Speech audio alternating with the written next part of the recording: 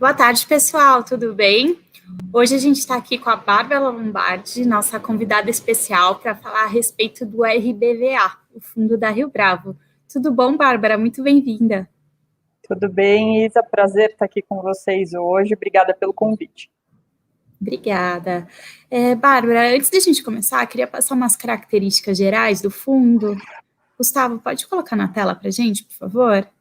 Isso. Bom, então o RBVA ele começou lá em 2012, hoje é um fundo de varejo, né, com mais de 1 bilhão e 300 mil, mais de 1 bilhão e 300 milhões de reais de patrimônio líquido. O valor de cota de mercado está em 109, um pouco abaixo aí da cota patrimonial, e um dividend yield nos últimos 12 meses de 9,64%.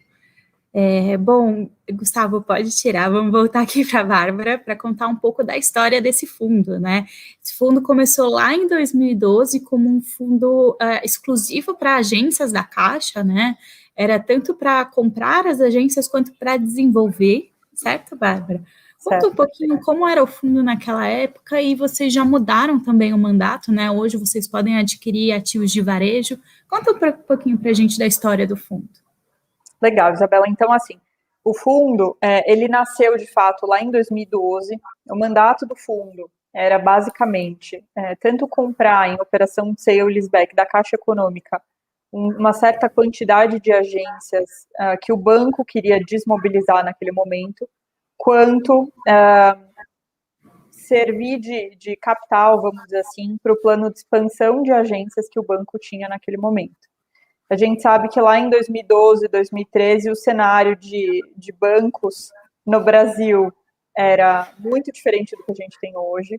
Hoje, esse movimento de digitalização avançou a passos muito largos nos últimos anos. Bom, é só ver, em termos de comunicação, em termos de relacionamento com o banco, todas as empresas que nasceram de lá para cá e que usufruíram todo desse movimento. Então, de fato, hoje a gente tem um cenário bem diferente. A Rio Bravo, lá em 2018, percebeu já essa movimentação de mercado e essa tendência que nascia e se desenvolvia muito rapidamente e fez a alteração do regulamento do fundo. Por que essa alteração de regulamento era necessária? Porque na configuração anterior, a gente não poderia, por exemplo, comprar e vender ativos sem pedir a autorização dos cotistas. Então, a gente precisava, para cada ativo que a gente levasse a proposta de venda ou de compra, a gente precisava chamar uma assembleia e com quórum qualificado essa assembleia deliberar, então, aqui sobre a aquisição ou não de cada ativo, etc. Então, era uma dinâmica de fundo muito diferente. Em 2018, depois de longos estudos que nasceram lá no começo de 2017 e culminaram aqui na alteração do regulamento em 2018, a gente percebeu que o que esse fundo tinha mais vocação que não fosse agência bancária era varejo de rua, já que essas agências, na sua maioria, e a gente está falando de um portfólio que tem 84 imóveis hoje, a gente tem mais de 60 agências bancárias no fundo, a vocação delas era, de fato, para se tornarem aqui imóveis que fossem locados para varejistas em diversos dos pontos muito comerciais que várias dessas agências estão localizadas. Então, essa foi a ideia da gestora. Claro, a gente tem por responsabilidade fazer o cumprimento dos contratos atípicos até o seu final. Então, nenhum contrato atípico terminou ainda, né, no fundo, eles ainda estão todos vigentes, mas a gente já se preparou, no mínimo 4 anos antes do primeiro contrato atípico terminar, para poder ir adequando esse portfólio aos poucos e torná-lo mais adaptado a essa nova realidade de mercado. Inclusive, Bárbara, até comentando aqui sobre contratos atípicos, para quem não sabe o que é, né? Contrato atípico, a gente resume eles como sendo aqueles que nem o inquilino, nem o dono do imóvel pode quebrar antes da vigência, tá? Se o inquilino quiser sair do imóvel antes, a um prazo de 10 anos, ele quer sair no 5º ano, ele tem que pagar os outros 5 anos que ele tem de aluguel, tá? Para ele poder desocupar. Então, é aquele contrato que dá muita segurança para as duas partes. E também tem um índice ali de reajuste que você contrata lá no começo, né, e fica aí por 10, 15 anos, que é o tempo de vigência desses contratos. Bárbara, queria que você contasse um pouquinho.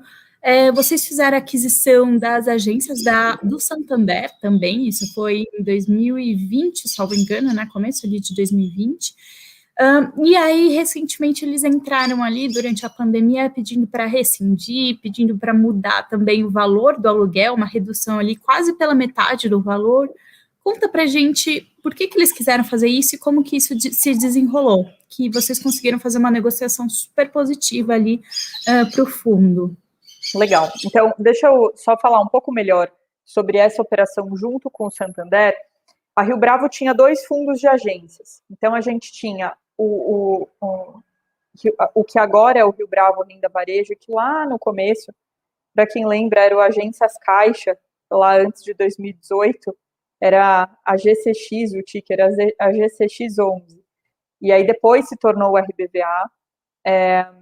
E a gente tinha, então, 2 fundos de agências distintos, que eram os que serviam as agências da Caixa e o SAAG 11, que era o fundo do Santander Agências, que também foi estruturado lá entre 2012 e 2013, então fez uma emissão em 2012, outra emissão no meio de 2013, e adquiriu ali 28 agências do Santander.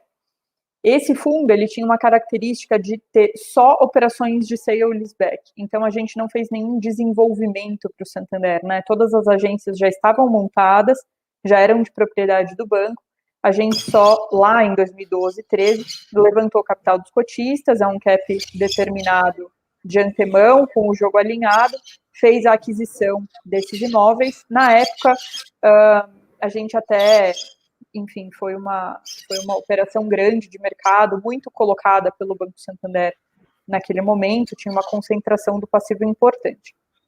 Então, lá em 2000... Só um minutinho, Bárbara, para explicar o que é sales leaseback, né? Sales leaseback é quando você, o Santander vendeu as agências para a Rio Bravo, tá? E aí a Rio Bravo se comprometeu a alugar de volta para o Santander, para ele poder usar aquela agência, só que ele recebia o dinheiro e pagava o aluguel. Ao invés de ele ser dono, ele vira inquilino. Perfeito. Obrigada, Isabel. Eu vou tentar evitar esse monte de sopa de letrinhas que a gente usa aqui, que fica difícil mesmo. É difícil, né? Mas eu vou explicando qualquer coisa. Tá Pode bom. continuar. Então, naquele momento, então, a gente comprou esses imóveis que eram de propriedade do Santander, locamos de volta para eles. Então, na Rio Bravo, a gente tinha 2 fundos que tinham concentração em agência distinta. Um deles, de novo, era o SAAG e o outro era o RBVA naquele momento, em 2020. Bom, a gente percebeu o seguinte, já nos antecipamos no RBVA com essa mudança de regulamento, e lá em 2019 a gente já tinha adquirido os primeiros ativos de varejo para o fundo. Por que não já incorporar o fundo do Santander, fazendo, claro, todos os financials ali fazerem sentido? Por que não incorporar ao RBVA esse fundo com todos os seus imóveis e aproveitar aqui da estrutura de um grande fundo que tem muitas agências, mas que tem uma estratégia para lidar com essas agências e suportar, então, para os cotistas um novo momento de mercado e fazer de uma forma que a gente não fique com produtos penduricalhos, vamos dizer assim, na Rio Bravo. Então, um produto a gente super se antecipou ao movimento aqui de digitalização, traçou uma estratégia para as agências e o outro ia ficar lá no nosso portfólio, enfim, sujeito aqui a um monoinquilino, enfim, a um mercado que talvez não fosse tão tranquilo nos anos seguintes. Então, esse foi o nosso grande racional. O capítulo 2 do desafio era fazer as contas fazerem sentido. Então, a gente tinha precificações muito distintas dos 2 produtos no mercado secundário, a gente estudou muito a fundo esse patrimônio, então a gente fez avaliações patrimoniais muito detalhadas de cada um dos imóveis dos 2 fundos, e com quórum qualificado, ou seja, com mais de 25% de aprovação das cotas, a gente aprovou em maio de 2020 a incorporação do Santander Agências ao RBVA. Então, de novo, os 2 fundos tiveram que concordar em fazer esse acordo, vamos dizer assim, e juntar os 2 portfólios para fazer um só fundo que tem esse patrimônio todo aí de um pouco mais de 1,3 bi. de fato, aí no meio de 2020, o Santander, de uma forma bastante inesperada e inédita no mercado, é importante falar que o mercado não tem muita jurisprudência de contestação de contratos atípicos, que são esses, Isabela, que você muito bem explicou, que tem uma segurança jurídica quase que de um crédito, né, porque eles, enfim, é impossível, ele é inquebrável praticamente. O Banco Santander, na qualidade de inquilino, fez a contestação desses contratos atípicos que ele tinha firmado lá entre 2012 e 2013 com o fundo. Nessa operação em que os imóveis já eram dele, ele se beneficiou da venda dos imóveis e se comprometeu a pagar um determinado montante de aluguel ao longo dos próximos 10 anos. Ele contestou isso na justiça, moveu processos para cada um dos imóveis que ele tinha aqui com o fundo. Nós contratamos um dos melhores escritórios para causas contenciosas do Brasil. A gente ganhou, na primeira instância, 20 dos 28 processos, que foram os 20 julgados. Na verdade, os 8 que nós não ganhamos, eles não foram julgados. E a gente optou, nesse momento, então, por firmar um acordo com o Santander que levasse a cabo a seguinte premissa: que a gente não abrisse mão de receber a integralidade dos valores dos contratos atípicos, então a gente fizesse jus ao valor que a gente compactuou lá na largada, que a gente acertou o jogo lá no começo da década, que a gente não abrisse mão desse recebimento, mas a gente linearizasse ele um pouco mais. E a gente fez um trabalho bem extenso no relatório mensal, se não estou enganada, de fevereiro ou de março, para deixar isso bem claro para os cotistas. Quer dizer, qual foi o nosso racional aqui? A gente recebia um aluguel mensal super alto em relação ao valor de cada imóvel agora. Então, a gente encontrou espaço no portfólio para fazer o quê?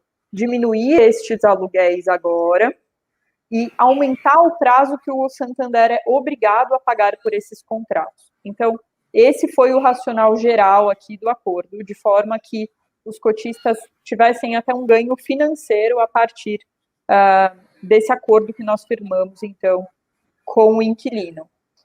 Se a gente considerar, a gente postergou esses contratos, então, Isa, por 10 anos, tá?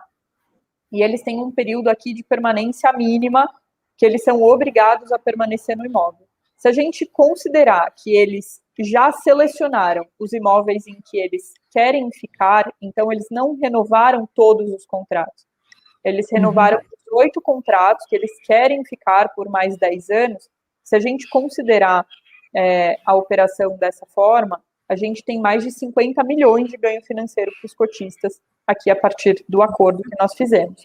Então, foi um grande racional de não fazer o cotista perder, de fato, mas de encerrar um litígio que não, enfim, não era bom para ninguém. Não era bom para o fundo ter essa pendência judicial. Qualquer processo judicial acarreta em gasto de tempo e custos, que não era algo que a gente achava que era uma alocação eficiente dos recursos aqui de gestão do fundo. E aí, então, nós decidimos firmar esse acordo sob essas bases, de forma que o nosso cotista não fosse, vamos dizer assim, penalizado. Uma das nossas grandes preocupações também era não oferecer ao mercado qualquer jurisprudência que enfraquecesse contratos atípicos, que são esses que têm hoje uma força muito grande. Então, se a gente firmasse qualquer acordo que fosse detrator para o rendimento dos cotistas, talvez a gente não tivesse um movimento de mercado tão positivo, no sentido de que a gente enfraqueceria essa instituição, vamos dizer assim, imobiliária do contrato atípico, que nem de longe era a nossa intenção. A Rio Bravo, acho que é uma das assets imobiliárias mais antigas do mercado, né? A gente sempre fica muito com isso na cabeça, do tamanho da nossa responsabilidade aqui de 20 anos de história na área imobiliária. Então, essas foram as nossas premissas, e acho que o output aqui do acordo foi bem positivo para os cotistas. Vocês têm os fundos mais antigos, né? A maioria são da Rio Bravo, então tem muita história aí para a gente contar, né?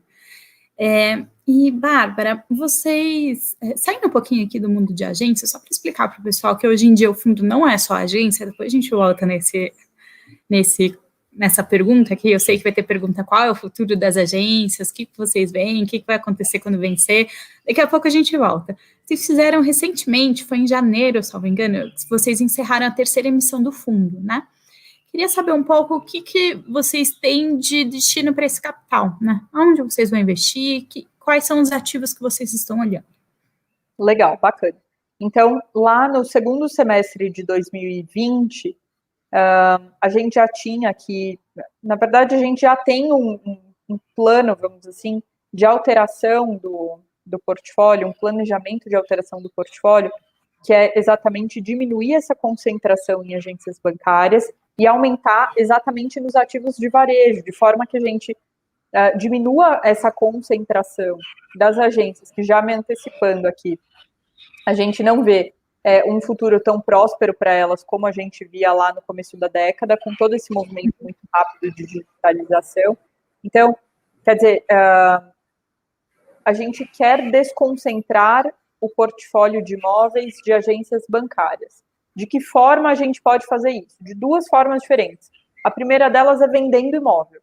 Então, vendendo agência bancária, até pode ser aqui um próximo ponto que a gente aborda, de um fato relevante que nós soltamos em março, se eu não estou enganada, anunciando que a gente tinha assinado propostas para venda de imóveis, de agências bancárias, de 3 imóveis. Então, o primeiro caminho é reciclar capital do cotista. Pegar essas agências que têm um ganho de capital exorbitante acumulado, muito grande mesmo. Para alguns imóveis, a gente faz perto de 1,5, 2 vezes dinheiro, que é muito importante. Esse é o primeiro caminho. E o segundo caminho é levantar recursos a mercado. Hoje, a gente é bem cauteloso quando a gente vai a mercado fazer emissões para não ficar com dinheiro acumulado em caixa, que era exatamente o cenário que a gente tinha no segundo semestre de 2020. A gente não tinha praticamente nenhum recurso em caixa.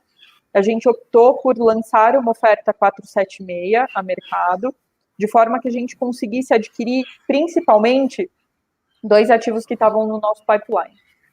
O primeiro deles era um pacote também dos famosos sale-leasebacks, basicamente um pacote de 4 ativos que pertenciam ao grupo Pão de Açúcar, todos no estado de São Paulo, que eles queriam desmobilizar. A gente adquiriu esses ativos e eles hoje são locatários do fundo por, no mínimo, 15 anos, já compactuados. Então, se eles resolverem sair antes dos 15 anos, eles têm que pagar o período remanescente para o fundo do mesmo jeito. Então, esse era o primeiro pacote aqui que a gente queria dar de destinação para esses recursos. E o segundo era a compra do ativo da Renner, ali da Oscar Freire, locado, na verdade, para a Renner, na Oscar Freire, na esquina ali com a Rua Augusta. Nós concluímos as 2 operações, então nós zeramos novamente o caixa do fundo logo depois da emissão. Então, basicamente, assim, caiu o dinheiro num dia, a gente já estava quitando todas as operações no dia seguinte, ou no máximo na semana seguinte. E dessa forma, a gente aumenta ainda mais a diversificação do fundo. Hoje, do capital investido, o Grupo Pão de Açúcar tem praticamente a mesma participação no portfólio do que a Caixa Econômica, o que é uma vitória para nós, porque, de fato, estamos diminuindo essa concentração nas agências. Aos poucos, tomando muito cuidado com os deals que a gente faz, com a segurança dos contratos, com diligências muito cuidadosas, mas o destino dos recursos dessa terceira emissão, ele já nasceu, vamos dizer assim, carimbado para essas 2 operações. A gente tinha uma terceira, que infelizmente não foi próspera, não foi para frente aqui por detalhes negociais, mas a gente conseguiu zerar, vamos dizer assim, o caixa do fundo nessas 2 compras. Perfeito. Uma curiosidade aqui, para quem acompanha o programa, semana passada a gente falou sobre essa loja da Oscar Freire que foi vendida, tá? É a mesma loja, saiu Legal. Lá da Vino, veio aqui para a RBBA, então saiu de um fundo que hoje foca em lajes corporativas e veio para um que está focado em varejo ali de rua, né? Bárbara, aproveitando aí o ponto que você passou por cima ali, de uma das formas de vocês diversificarem o portfólio do fundo é vender um pouco algumas das agências que vocês têm. Vocês assinaram um contrato ali de uma possível venda de 3 agências, né? Era 2 da Caixa e uma do Santander, se não me engano. Como que isso surgiu? Vocês conseguem vender num valor interessante? E por que essas agências, né? São aquelas agências que o inquilino já deu sinal de que não quer ficar? Legal, perfeito. Então, vamos lá. Em matéria de caixa econômica, a gente não tem nenhuma sinalização de desocupação do inquilino, tá? Então, a gente procura manter um contato muito próximo com todos os nossos inquilinos, especialmente com esses que têm muita relevância, né, no portfólio. A gente não tem sinalização de saída de nenhum dos imóveis, da parte da Caixa Econômica. No entanto, manter esses imóveis no portfólio impede que a gente recicle capital e vá para estratégias de mercado que sejam mais aderentes à realidade atual, né, do mercado e do que os cotistas têm recepcionado de uma forma um pouco mais positiva.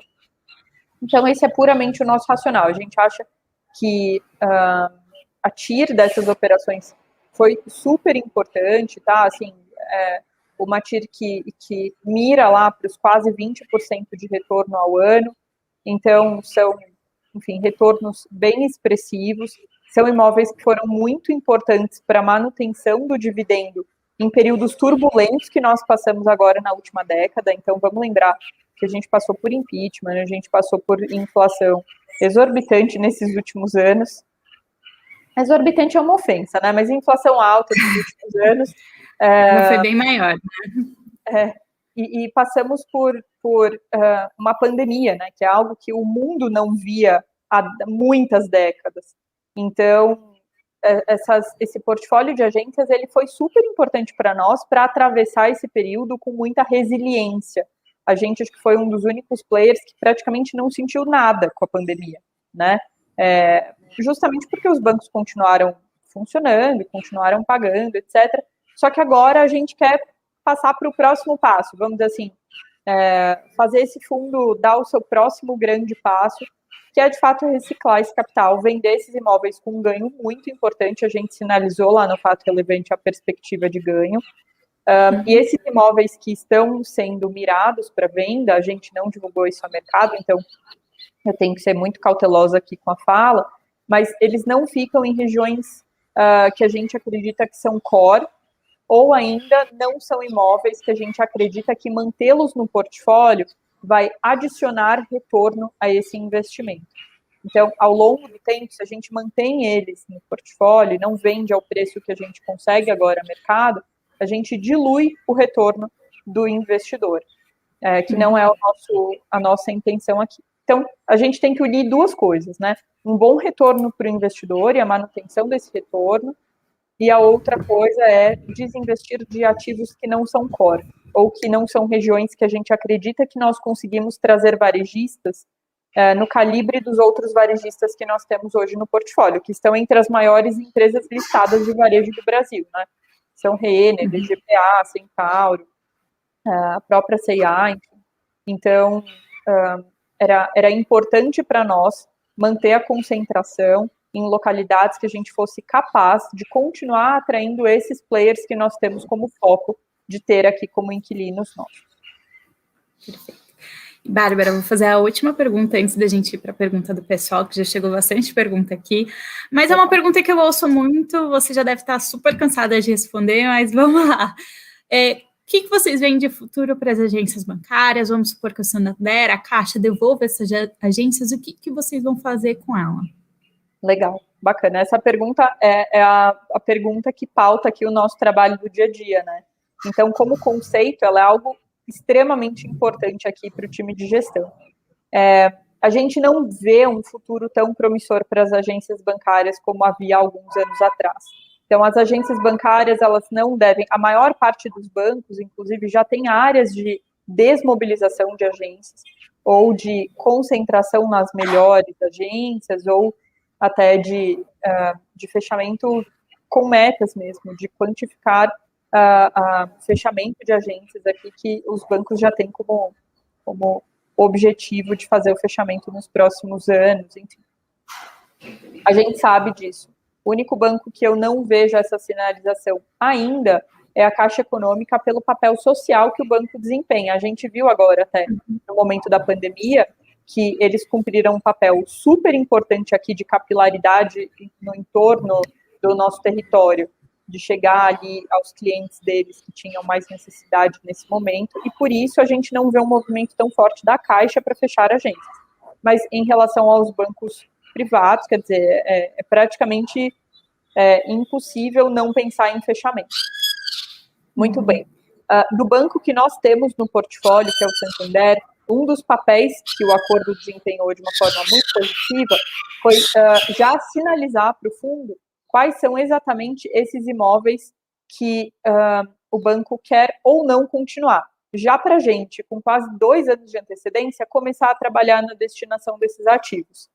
Então, assim, hoje a gente já sabe que entre 2022 e 2023 haverá aqui 10 ativos que não continuarão sendo locados para o banco. Alguns deles ficam em regiões extremamente premium de São Paulo, então a gente está falando do eixo ali da Berrini, Avenida Paulista, Santo Amaro, enfim, regiões muito boas mesmo, e que a gente consegue trabalhar com antecedência para dar o melhor destino possível para esses imóveis.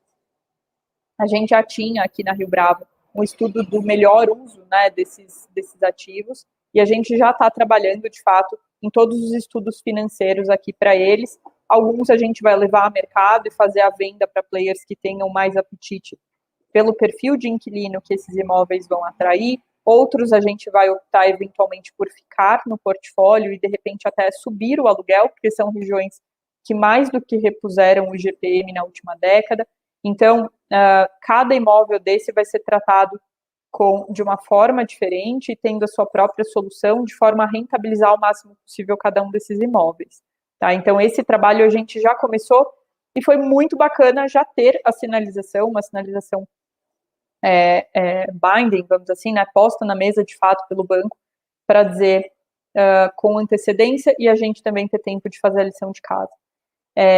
Em relação às próximas agências, né, as da Caixa, as que não ficam em regiões que a gente acredita que consegue repor inquilino, fazendo ganho de aluguel e repondo num patamar de aluguel que seja positivo para o cotista, a gente já levou ao mercado e já está começando esse movimento de desmobilização.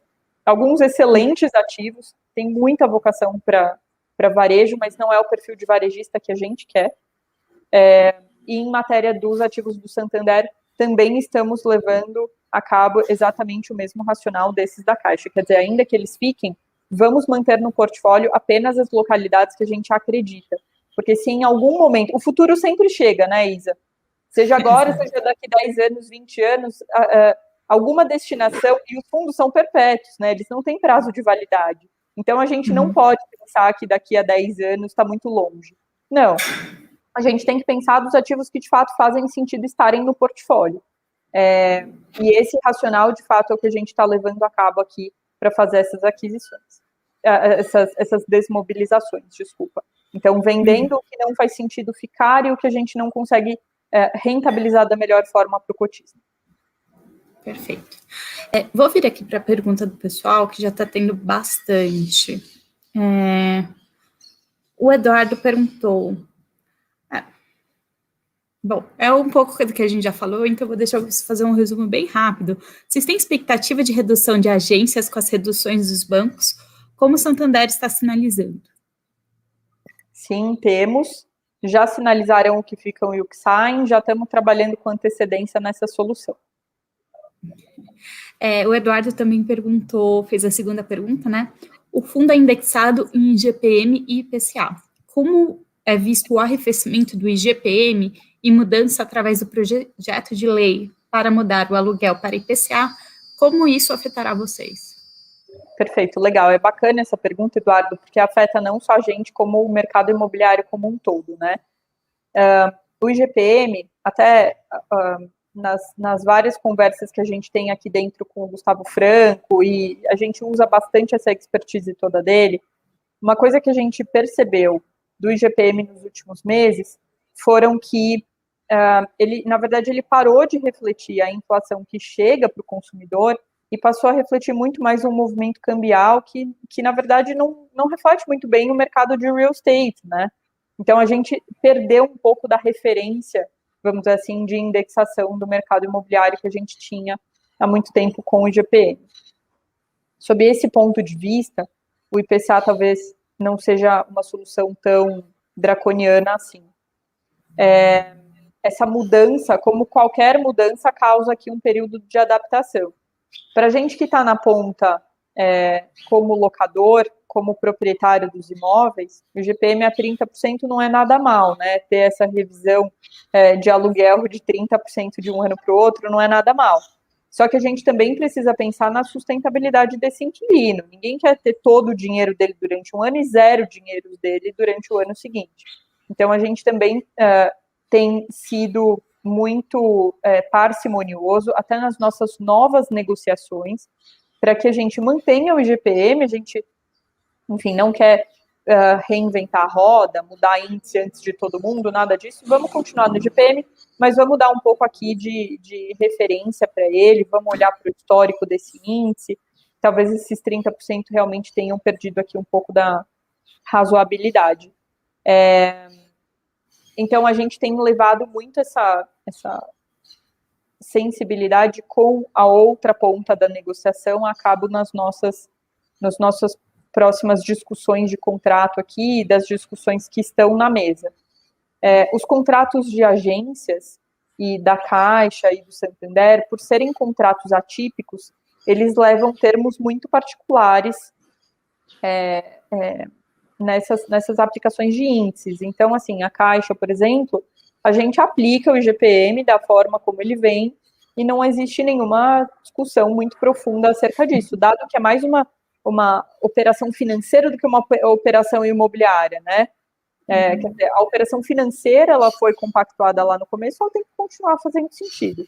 No acordo com o Santander, a gente embarcou na nossa conta de linearização um pouco desse IGPM em uma certa parte do contrato. Então, isso já foi discutido com o Santander com antecedência. Agora, nos próximos, enfim, a gente tem procurado não ser muito precursor de grandes movimentos aqui, até porque tudo é muito incerto, então a gente tem que ir com bastante cuidado, a gente sempre procura ir para o IGPM, que é o índice oficial do mercado, enfim, mas a gente tem aplicado bastante esse critério da razoabilidade aqui com os nossos inquilinos. Acho que 30% não é bom, 2% não é bom, mas 30% também não é bom, né? Tem que chegar no meio termo, né? Exato. Até valeu comentar aqui uma curiosidade, voltando ali a gente falar um pouco do contrato atípico. No contrato atípico, eu fecho o valor do aluguel ali naquele momento e mais o indexador. Então, tem alguns momentos que ele descola muito do mercado, tanto para cima quanto para baixo. Então, por isso, nesse tipo de contrato, se está indexado IGPM deu 30% de um ano para o outro, é 30% de reajuste e não tem muito choro, né? Digamos assim. Exato. Então, Desculpa. Eu ia falar que essa é uma segurança que o contrato atípico dá, né, para os dois lados, né? Você sabe que uma hora vai ser bom para você, uma hora vai ser bom para o inquilino. Perfeito. E até nesses mesmos contratos que a gente tem no portfólio, se eu não estou enganada, em 2015 ou 2016, o IGPM foi negativo e a gente baixou o valor dos aluguéis. Então, assim, é o que você falou, define a regra do jogo lá antes de entrar em campo e depois que entra, essa regra está estabelecida. Não adianta mudar a regra com o jogo andando, né? Exato. O Cadu, eu gostei dessa sua pergunta, mas eu vou deixar por último, tá? Ele tá pedindo para você falar um pouco mais dos outros fundos da casa. Vou deixar por último, que eu acho que a gente pode fechar com essa pergunta, né? O Cristiano está perguntando, o RBVA não tem interesse em strip malls, tipo centros comerciais de rua próximos dos que tem nos Estados Unidos? Temos interesse nesse tipo de operação, sim. Até vou aproveitar, Isa, para falar rapidamente sobre as nossas duas principais estratégias. Então, a gente tem como intenção, ou como estratégia, alocar 50% do fundo em contratos atípicos, que são esses que a gente estava discutindo agora. Então, 50% do fundo deve estar aplicado em operações ou de sale leaseback, esses que a gente compra de quem está vendendo e loca para essa mesma pessoa, ou de build to suit, em que a gente constrói o imóvel e adequado à operação, já com o contrato firmado antes até de construir, e aí esse inquilino garante que ele vai ficar com a gente por um bom tempo. Então, 50% do fundo vai estar alocado nesse tipo de operação, e os outros 50% a gente vai olhar para localização, em primeiro lugar, localização em segundo, e inquilino em terceiro. De forma que a gente tenha excelentes localizações, com bons inquilinos e bons imóveis, nesses outros 50% do fundo, que ainda devem ter aqui um pouco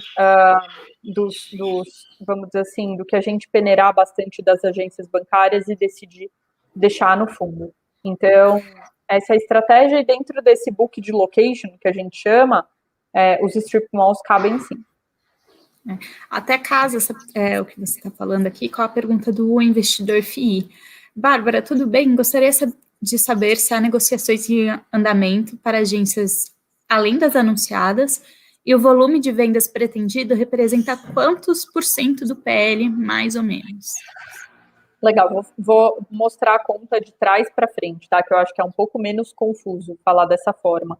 A gente tem a expectativa de manter no fundo, tanto depois das vendas quanto dos nossos aumentos de capital, no máximo de 15% a 20% do PL alocado em agências bancárias, tá? Então, sim, temos outras negociações. Essas negociações não são rápidas, elas são, na sua maioria, um pouquinho vagarosas, até porque a gente quer ter o máximo de valor de cada um desses ativos, e a gente sabe o quanto eles são importantes nas localidades que eles estão inseridos, mas sim, a gente vai fazer aqui sim essa desmobilização gradual e chegar a esses máximos de 15% ou 20% do portfólio alocado nessa classe. O Jeffrey está falando: boa tarde, sou acionista e gostaria de dar os parabéns pela solução acordada com o Santander. Gostaria de saber se existe algum planejamento sobre os possíveis imóveis que seriam desocupados pelo banco, né? Que foi o que a gente comentou ali, né? Se você quiser fazer um resuminho, assim, uma frase para falar para ele. Legal. Eu acho que bacana, é bom sempre receber essa devolutiva dos investidores, a gente fica feliz, porque todas as nossas ações aqui são sempre para proteger o interesse do investidor, então é muito legal ter essa devolutiva. Sobre o planejamento, muito do que guiou o acordo, de novo, foi exatamente esse racional de poder se antecipar e não chegar no final dos contratos com imóveis que tenham um destino difícil, né? Então a gente já se antecipa e começa a trabalhar nisso desde já. Eu acho que mais do que desconcentrar o período de vencimento dos contratos, que também é algo importante, a gente precisa se antecipar o que vai ser feito com esses imóveis antes de fato, esses contratos vencerem. Então, essa é uma preocupação grande nossa, e está todo dia aqui na nossa mesa, nos nossos e-mails e nas nossas negociações. Podem ter certeza disso. E eu vou para a última pergunta aqui, do Cadu. Ele está pedindo, né, vocês poderiam falar mais sobre os outros fundos da Rio Bravo? Confio no grupo, porém gostaria de conhecer mais. Legal, bacana. Então, a Rio Bravo hoje, ela tem uma família de fundos segmentadas por classes de imóveis, vamos dizer assim. Então, a gente tem, dentre os fundos que a gente tem mandato para comprar e vender imóvel, que é o que a gente comumente chama de gestão ativa, né? A gente tem o Renda Varejo, que é a caixinha aqui pela qual eu sou responsável e que compra principalmente os ativos de varejo, então. O Renda Corporativa, que é, acho que o filho da casa mais antigo de todos, esse fundo tem muitos anos de história, ele compra lajes corporativas em localizações premium, inclusive já falando que ele está com um preço por metro quadrado de laje corporativa aqui, que você não acha para comprar laje corporativa no mercado, então já estou aproveitando para fazer essa propaganda aqui.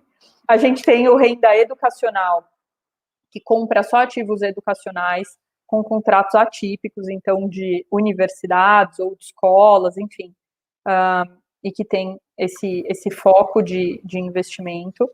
Nós temos ainda a Renda Logística, que compra só ativos de logística, que é o SDIL 11, né, o Rio Bravo Renda Logística, SDI Rio Bravo, porque é uma parceria de gestão com a Telos.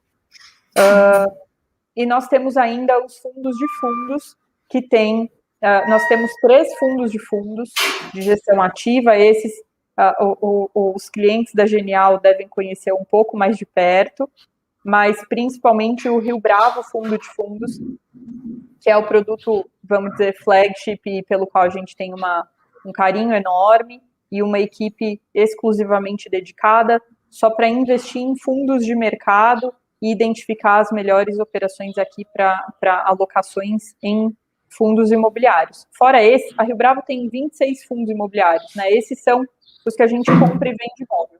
A gente tem uma outra caixinha de fundos que a gente não compra e vende imóveis, a gente já tem uma carteira fixa e a gente faz gestão desta carteira fixa de imóveis, que são outros, alguns deles são listados, enfim, não vou me prolongar muito aqui. E uma terceira caixinha de fundos, que essas têm menos, vamos dizer assim, spotlight, né, menos destaque por aí, mas que também tem uma equipe exclusivamente dedicada e que recebem bastante atenção nossa, que são os fundos de administração fiduciária. Esses a gente tem um papel exclusivamente fiduciário, esses a gente não arbitra aqui em matérias de gestão, mas também ocupam bastante aqui da nossa responsabilidade. Então, nós temos essas 3 caixas, sendo que o primeiro grupo que eu falei para vocês, que é o de gestão ativa segmentado por classes de real estate, esses são os que a gente cresce, despende uma dose grande aqui de comunicação com o mercado, de tempo comunicando com o mercado, prepara relatórios muito cuidadosos aqui para os nossos cotistas.